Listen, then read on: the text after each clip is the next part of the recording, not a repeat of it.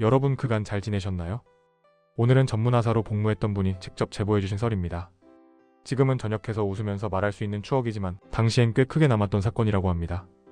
그럼 시작해보겠습니다. 안녕하세요. 저는 209번으로 전문하사를 했던 사람입니다.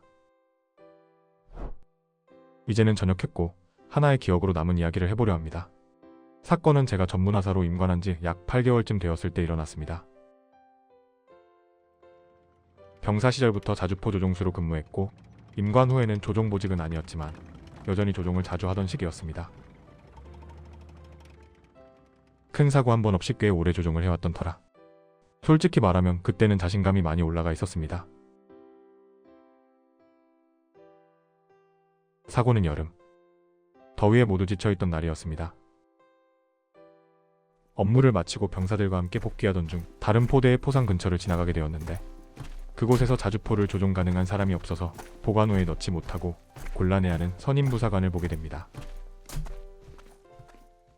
조종할 수 있는 사람이 없었던 겁니다. 그 모습을 보자마자 임관한 지 얼마 안 된 막내였던 저는 병사들은 먼저 올려보내고 타포대 선임부사관님께 이렇게 말했습니다.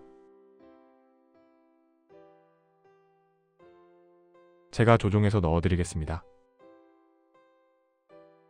더위에 지쳐 얼른 들어가고 싶으셨던 선임은 흔쾌히 고맙다고 하셨고 곧바로 조차 준비를 시작했습니다.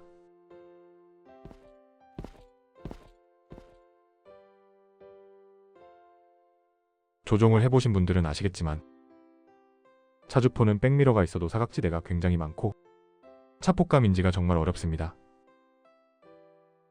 그래서 원래는 앞과 뒤에서 유도하는 사람이 반드시 필요합니다. 그런데 그날은 선임 혼자였고 더위에 많이 지쳐 계신 상태였습니다.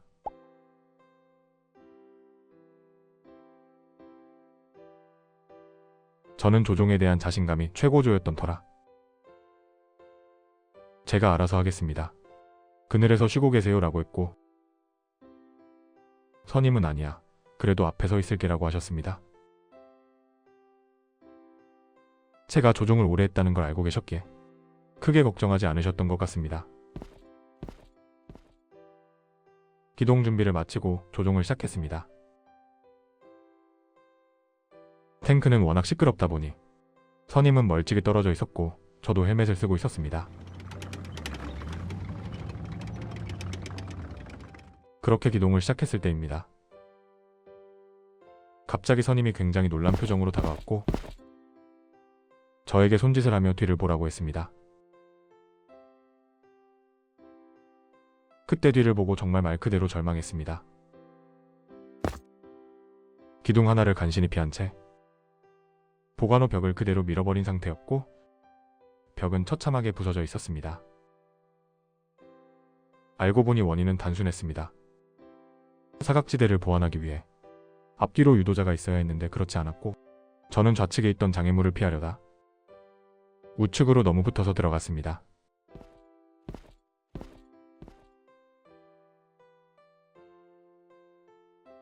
차폭감을 정확히 인지하지 못한 채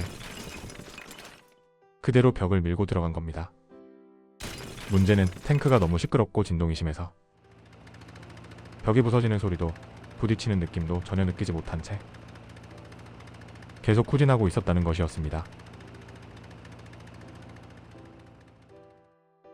그날 저는 다른 포대의 주차벽을 약 3분의 1가량 부순 전문하사가 되었습니다. 점심시간이 되자 모든 사람들이 저를 쳐다봤고 괜찮다 위로하는 사람, 왜 그랬냐 묻는 사람. 그날 하루 저는 단숨에 유명인이 되었습니다. 이후 전사관님, 포대장님, 타포대장님, 주임원사님까지 정말 많은 분들께 질책을 받았습니다. 하지만 저는 그 자리에서 다른 변명 없이 바로 인정하고 사과했습니다. 그리고 후속 조치에도 최대한 성실히 참여했고 결과적으로는 큰 문제 없이 정리될 수 있었습니다.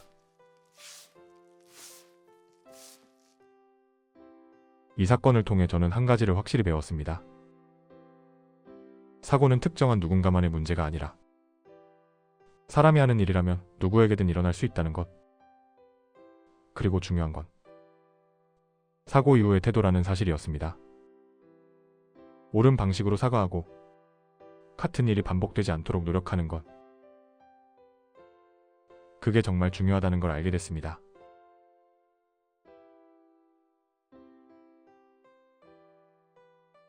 제가 이 썰을 제보한 이유는 사회초년생분들 그리고 지금 일하고 계신 분들께 이 말을 꼭 전하고 싶어서입니다. 직장 생활을 하다 보면 작든 크든 실수나 사고는 반드시 생깁니다.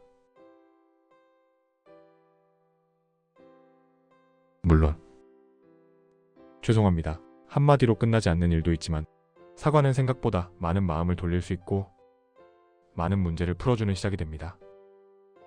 사과하는 걸 두려워하지 않았으면 좋겠습니다. 인정하고 다시 나아가는 게 가장 중요하니까요. 읽어주셔서 감사합니다.